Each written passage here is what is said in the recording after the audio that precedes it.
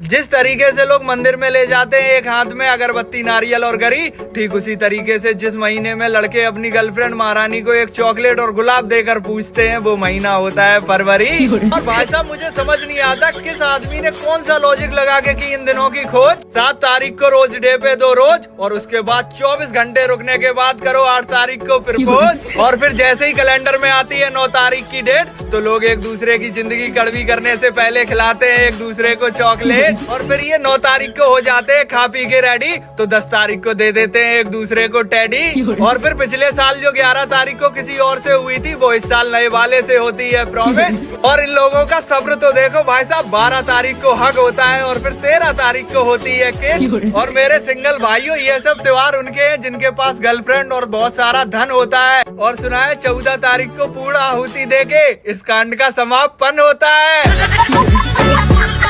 जिस तरीके से लोग मंदिर में ले जाते हैं एक हाथ में अगरबत्ती नारियल और गरी, ठीक उसी तरीके से जिस महीने में लड़के अपनी गर्लफ्रेंड महारानी को एक चॉकलेट और गुलाब देकर पूछते हैं वो महीना होता है फरवरी। और भाई साहब मुझे समझ नहीं आता किस आदमी ने कौन सा लॉजिक लगा के की इन दिनों की खोज। 7 तारीख को रोज डे पे दो रोज और उसके बाद 24 घंटे रुकने के बाद करो 8 तारीख को प्रपोज। और फिर जैसे ही कैलेंडर में आती है 9 तारीख की डेट तो लोग एक दूसरे की जिंदगी कड़वी करने से पहले खिलाते हैं एक दूसरे को चॉकलेट। और फिर ये 9 तारीख को हो जाते हैं खा पी के रेडी तो 10 तारीख को दे देते हैं एक दूसरे को टेडी। और फिर पिछले साल जो 11 तारीख को किसी और से हुई थी वो इस साल नए वाले से होती है प्रॉमिस। और इन लोगों का सब्र तो देखो भाई साहब, 12 तारीख को हग होता है और फिर 13 तारीख को होती है किस। और मेरे सिंगल भाइयों ये सब त्योहार उनके हैं जिनके पास गर्लफ्रेंड और बहुत सारा धन होता है। और सुना है 14 तारीख को पूर्ण आहुति देके इस कांड का समापन होता है।